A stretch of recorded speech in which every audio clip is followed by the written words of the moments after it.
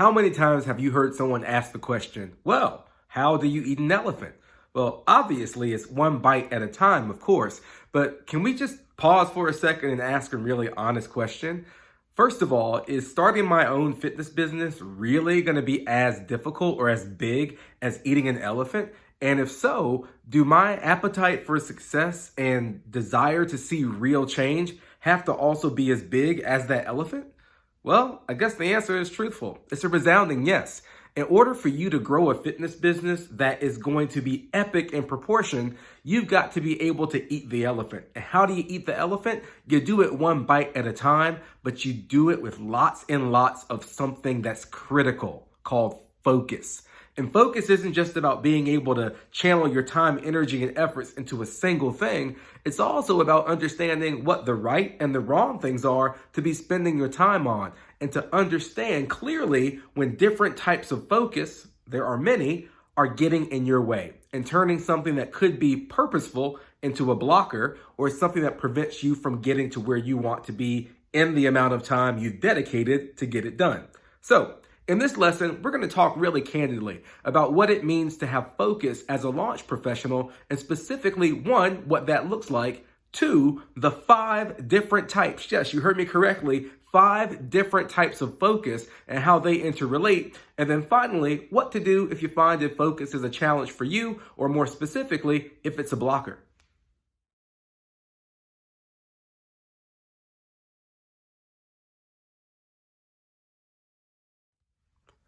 So, what is focus? We already know that focus is one of the 6 elements of mindset for MyFitPod, but to define it simply, focus is a point of concentration. And that point of concentration can be in the past, in the present, or in the future. And that's actually one of the things that makes focus really challenging for lots of fitness professionals. If you think about it, there are lots of different ways that you can actually focus. And today we're going to delve into 5 different types of focus that we believe that you need to have on your radar, as they can each be accelerators, stallers, or blockers when it comes to your success and your forward movement as a fitness professional.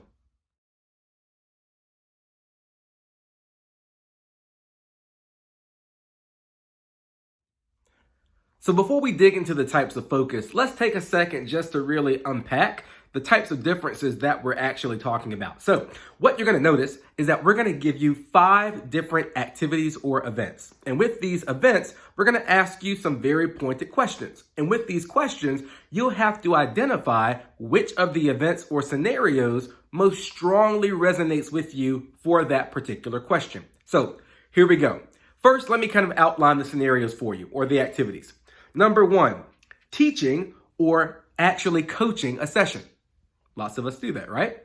Number 2, taking classes or sessions from fitness professionals who are similar to you to learn how to differentiate your brand, or PS stalk what they're doing. Number 3, to reach out to your former clients and learn why they stopped training or taking classes with you. Number 4, writing a business plan, like actual, like unique selling points, your budget, your goals, your financials, all that stuff, and taking the time to actually do it. And number 5, managing your personal health and well-being. So those are the 5 scenarios. Now we've got some tough questions for you. As I ask the question, I want you to quickly identify which of the 5 events or scenarios most strongly resonates with you for that particular question. Are you ready? Let's go. Question number 1. The task or event that I am most prepared and know how to do is selected. That's all the time you get. Question number 2. The task I am least prepared or know how to do is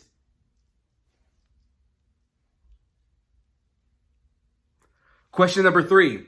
The task that I like and I'm willing to do the most is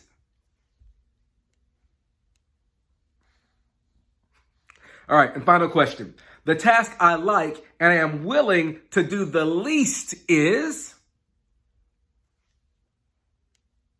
give you more time for this one. No, it's tough. You can do it. All right. So what did we just do?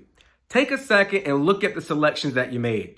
Here are a couple rules that will help guide your interpretation of what you did.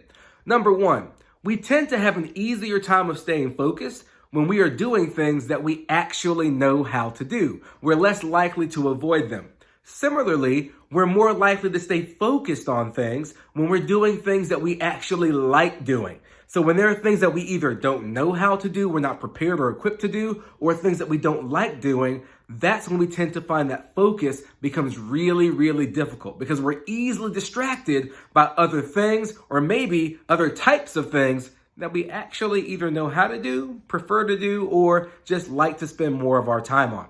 So here's the kicker, right? If you've taken a step back, huge news flash. The stuff that you either don't know how to do or you don't like to do, those things that you identified, they're still absolutely critical for you to focus on as a fitness professional in order to launch, grow, and elevate your business. The problem is these things are almost always blockers for us, and oftentimes we can get really, really good at rationalizing to ourselves and to others why these things either aren't as important or as time sensitive or as immediately necessary or urgent as they probably are to our long-term success.